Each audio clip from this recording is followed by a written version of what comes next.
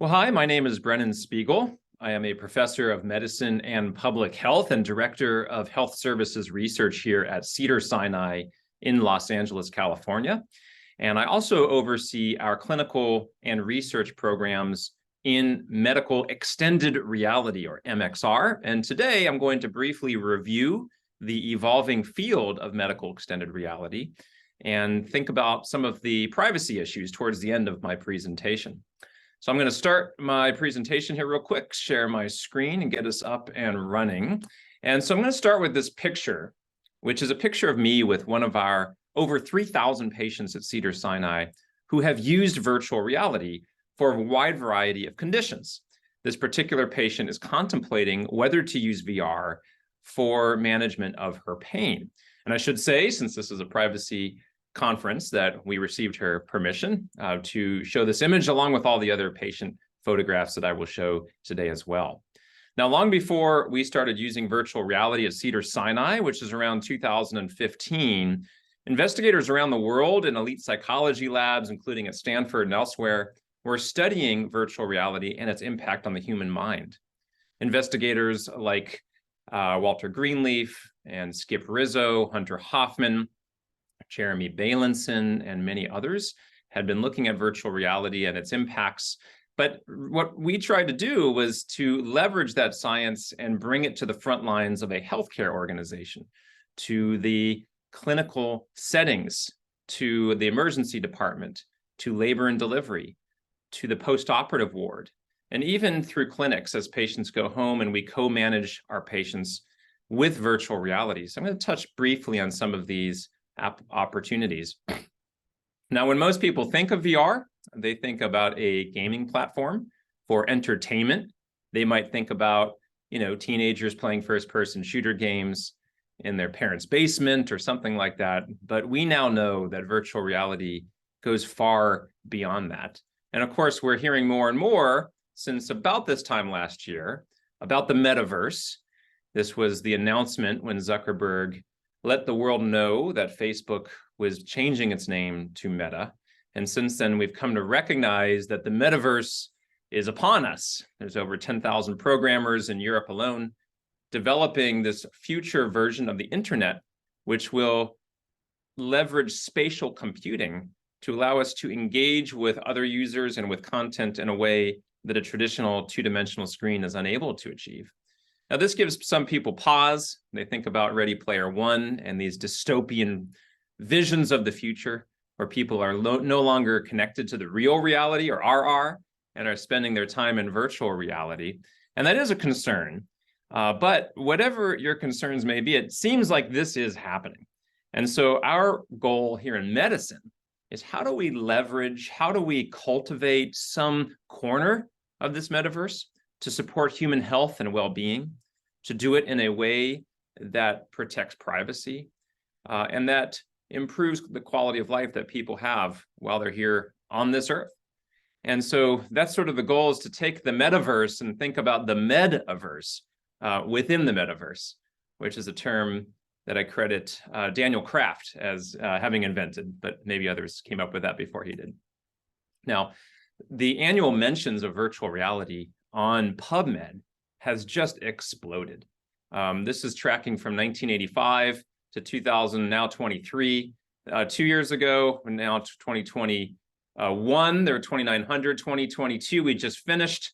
There are 3,100 references, and it's only going to go up from there. So we're seeing an explosion of interest in the biomedical community for the utility of virtual reality for a wide range of conditions. Now, this is a photograph of one of our patients from several years ago using virtual reality. I like this photograph because it really shows the emotional valence that is achieved when somebody's using VR. And we know VR is unlike any other audiovisual medium because it achieves this sense of presence, this feeling as if you are actually in a different world. And even if intellectually your brain knows that it's in a VR headset, it still thinks, so to speak, that it's somewhere else, because we never evolved to live in two realities at once. We can't really easily disambiguate two realities at once. And here you can see this man with sickle cell anemia, who moments before we took this photograph was doubled over in pain. But at this moment, he is flying in a helicopter over fjords in Iceland. And you can see this moment where he has this emotional response. And this is a key point, is emotion matters. If you think about the most powerful memories from your life, they're almost always tied to a strong emotion, either positive or negative. And that's what emblazons the memory into your brain, almost encodes it into your, into your mind. And so that's part of what VR is doing, is it is achieving this emotional valence. This is another photograph taken recently. This is Dr. Omer Liran and I working with a patient. Here we're using biosensors off the headset, which I'll describe in a moment, to collect biodata, and we monitor it on the screen as she is receiving her therapy.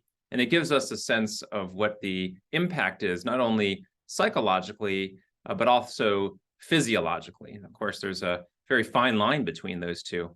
And the point here is you could see these cables in the foreground, almost as if she's entrapped. But what we're doing here is giving her the opportunity to go beyond the four walls of the hospital room and to escape. And this is a second very important concept, this ability to go beyond your mind and body to fantastical worlds, to think differently about yourself. And I'll show you a video of her using this in a moment. Now, this is a video from Trip VR. This is a company I'm not related to. I have no relationship with them. But they create this sort of psychedelic-like, almost cyberdelic-like experience where people can go in our hands beyond their hospital room to go to these fantastical worlds. And it's amazing to see the emotional responses that people have. This is another example of a patient using VR. His name is Harmon Clark. It's allowed us to show his image, tell his story, say his name. And he comes into the hospital, and one of the first things he does when he shows up, which unfortunately is too frequently, as he's lectured about, and he asks for the VR team. So we have an inpatient VR consult service now. We call ourselves the virtualists. And he likes to go in outer space. He likes to float around the earth, and he says it gives him a sense of awe. And this idea of awe is an idea that is sort of intrinsic to who we are as humans, that when we recognize we're part of something bigger, it can give us chills. It gives us this sort of empathy, not only for self, but for others. And this is very important for awareness about the world. Biophilia, for example, which is an area that Dr. Bailenson at Stanford has done amazing work evaluating, for example. So we try to leverage this for individual patients. And in fact, this has been studied well beyond the halls of Stanford. There's been research elsewhere looking at the impact of virtual reality on this sense of awe and the idea of goosebumps in particular. This is a study from Simon Fraser University in Canada. Are you awed yet? How virtual reality gives us awe and goosebumps. And in this study, they took patients, participants, and they flew them first up over their city, which was Vancouver, then over the Canadian Rockies, and then up into outer space where they looked back upon the world. And as they were doing that, they were monitoring their goosebumps with a goose cam, literally monitoring for the presence of goose flesh and finding a very high prevalence of goosebumps among people who are using this technology. So we're now, as I mentioned before, using specialized headsets to collect biodata, and others have been doing this as well. And I want to show you just an example of this for a moment. To set it up, I want to show you this picture, which is me using a headset and attempting to meditate. And you can see what's happening here is we're monitoring a particular metric called cognitive load. And this is a measurement that there's a combination of several different inputs, including not only my heart rate, but my heart rate variability, or HRV, and my pupil diameter, eye tracking. And it's thought to be sort of a measure of how hard the brain is working, so to speak. And so here I'm starting to meditate, and you can see that quickly I change my nervous system, essentially, meditating peacefully. And then quickly my colleague interrupts me, and you can see this sort of cause and effect bouncing back and forth as my meditation is broken with conversation. Now, with that background, I want to show you a video for a moment of a patient of mine with irritable bowel syndrome, or IBS. Now, you can't see her in the photo. She's in this room. But on the computer screen on the right, you're seeing what she's seeing. She likes the beach, she likes water. So we put her on the beach and we did a paced breathing with her using a mandala that expands and contracts. And simultaneously on the left, we are monitoring her biodata. And so what you can see is when she first came in, she was quite upset and anxious and had pain. And then we started to do this breathing activity. And right away, you can see how her cognitive load collapsed. It's almost like she was hypnotized, quite literally.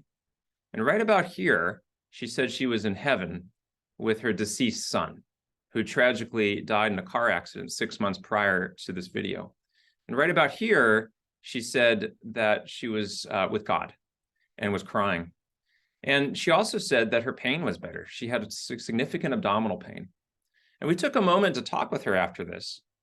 And even after the headset came off, the pain was still better. And this is the aha moment that we're able to have with patients, where we say to them, listen, you know, the human brain is not like a block of Play-Doh that rattles around in the skull. It is a shape-shifting organ like any other organ in the body. We have the ability to change our brain through neuroplasticity. And that's an incredible, in a way, evolutionary hack, that we can evolve our own brain, our own mind within our lifetime without waiting for evolutionary time, horizons to surpass. So what I'm saying here is that when somebody suddenly finds out that they can change their experience of pain, what it means is they're recognizing that they're changing their own brain's experience of their body. And what we tell patients is that even if you have inherited a body that betrays you, a body that we try to fix with surgery or medications, well, we may not be able to fix it, but you can still change the way your brain perceives your body. And this is not a new insight. This goes back to transcendental philosophies 10,000 years in the making. All that we're able to do here is use virtual reality to tap into that supernatural potential. And I call it supernatural on purpose. It's not just some buzzword. It's supernatural because it's natural. So we tell this patient, we didn't inject you with a medication. What happened that you feel so much better? It's natural. It's supernatural because in this case, she didn't know that she had access to this capability. It was above her normal level of consciousness. So in a way, it is a consciousness expanding opportunity. Now, here's an example of a very famous study from Hunter Hoffman at the University of Washington, who is examining the effects of virtual reality on pain. And on the left, you're seeing somebody who is having a hot thermal probe placed on their foot, experiencing pain. And on the right, that same individual who is using virtual reality. And what's important about this is not only that there's fewer signals on the right than on the left, but the location of those signals. The sensory cortex is lighting up, the place where you feel the ouch, but also the center of the brain, the emotional centers, the amygdala, the insular cortex. And that points out that pain is not just a physical experience, but it's also a psychosocial experience. And these are two famous studies that have examined this. On the left, from the University of Washington, looking at patients with severe burn injuries undergoing dressing changes. And on the right, women at the University of Michigan going through childbirth. In both cases, they're randomized between VR and no VR. And the group that got VR on both sides had less sensory pain, but also less cognitive pain and affective pain in both cases.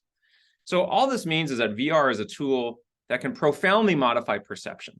And if we can use it to recalibrate unhealthy perceptions, then it has this opportunity to become a radical new therapy to improve health-related quality of life. At Cedars-Sinai, we have the largest hospital in the Western United States. We've been using VR, as I mentioned, for quite some time now. We have an inpatient VR consult service. And when our patients come to a hospital like Cedars-Sinai, this is where they are all day. And this is not a place of rest, though. It's not a place of healing. Our patients can suffer in these rooms. They look up at a TV screen, up at the ceiling. Every so often, somebody like me comes by in my white coat. Might be early in the morning, 6:30 in the morning, pushing and prodding, not smiling. We try to smile, come back, leave, come back again. All day long, this is what it's like.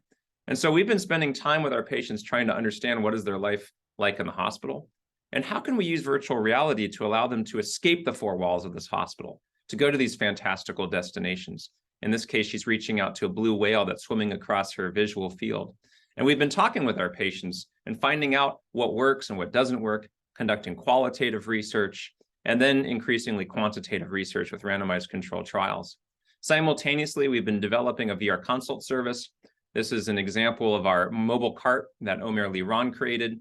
We have a cooling system on the top that keeps the system nice and cool. We have a UV light box, and we're able to bring this around. This is a HIPAA compliant system, so all the data is maintained on HIPAA compliant servers, and we're able to auto-generate notes that go into the medical record. I just want to end by showing you a brief video, and then I'll end with a couple brief comments of patients at Cedars-Sinai using one of our own homegrown programs called Nature VR, just to give you a sense of the emotional valence, and you'll hear the music that they hear as they're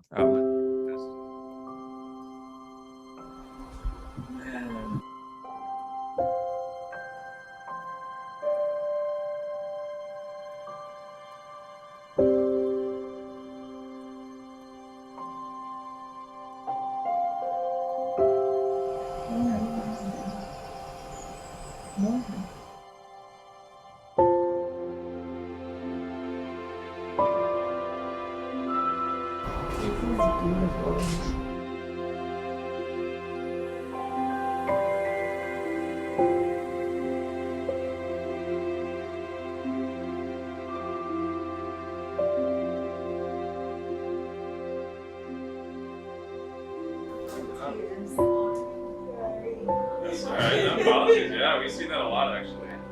A lot of people that get emotional. Right. I don't even have the words to explain it. It's beautiful. It's touching that you guys are doing something that's so great. Being in here and being able to just escape what's going on. Yeah, just when I'm like, ooh, I could just sit here, especially on the lake. I'm like, shoot, I can pretend like I got some barbecue. That's all I need. And just chill there all day. That gives you a sense of the emotional valence. And it's one thing to show videos, but it's another to actually have some data. And this is a randomized controlled trial of 140 patients in the hospital who got randomized between the VR experience versus a control condition on a two-dimensional television screen. And I'll just run through this quickly because we're just about out of time. But in general, what we found was the group that got the VR in the hospital had a larger reduction in pain compared to the TV group, particularly those with a very high degree of pain, scores of 8 or 9 or 10 out of 10. And this is another study that I was not a part of, looking at outpatient use of virtual reality versus a sham control using an 8-week home-based treatment course where there was a separation in pain scores for patients with chronic lower back pain. So the FDA, of course, has taken an interest in this and now has a medical extended reality program. This is an announcement from about a year ago regarding an approval or approval of one of the VR programs. We've been studying that program and others with our own NIH-funded research. We have 3 studies. This is one looking at lower back pain, and I'll skip that and just end up by saying there are, of course, many different use cases, many different applications that we and many others are looking at. And if VR is a therapy, we need sort of a VR pharmacy. The FDA created its medical extended reality program, and I was at this initial meeting back in March of 2020, just before the pandemic. And you can see it's interesting to have Cedars-Sinai and Hopkins and Stanford next to Facebook, now Meta, Microsoft, and Sony. And here's the issue, though, and I'll end with this. What we have right now with these regulated programs is we have kiosk headsets where somebody has to buy a single headset, and it comes pre-loaded with one program. That's not sustainable. That would be like I have to buy a new smartphone every single time I want to download a new program. What we need is a HIPAA compliant and scalable medical extended reality platform, where as a physician, I can prescribe a program to a patient and they can have a headset, whether it's an Oculus or anything else, and it needs to be HIPAA compliant so that I can send that data to them and they can send their data back to me without having to force them to buy, or an insurance company to buy, a headset every time I want to prescribe a new program. we're going to have a lot of bricks sitting around people's homes that never get used. If you want to learn more about this, we have a website, virtualmedicine.org, and we put on a conference every year. We have a 3-part program you can read more about on virtual medicine. This is our annual conference, actually sells out every year. It's going to happen again March 30th and 31st at Cedars-Sinai. We're actually almost 2/3 of the tickets are sold already, so take a look at that if you're interested. Literally, we had a guy scalping tickets. This is a real photo. So if you're interested, I also wrote a book. It's called VRX, How Virtual Therapeutics Will Revolutionize Medicine. And I hope that this was a useful overview, albeit brief. And since I come from Hollywood, I'll show a list of all the many people on a scroll that have helped with the research that I presented to you today. I'm sorry I can't be there in person, but I hope this was helpful. And thank you very much for the opportunity to speak with you guys today. Thank you.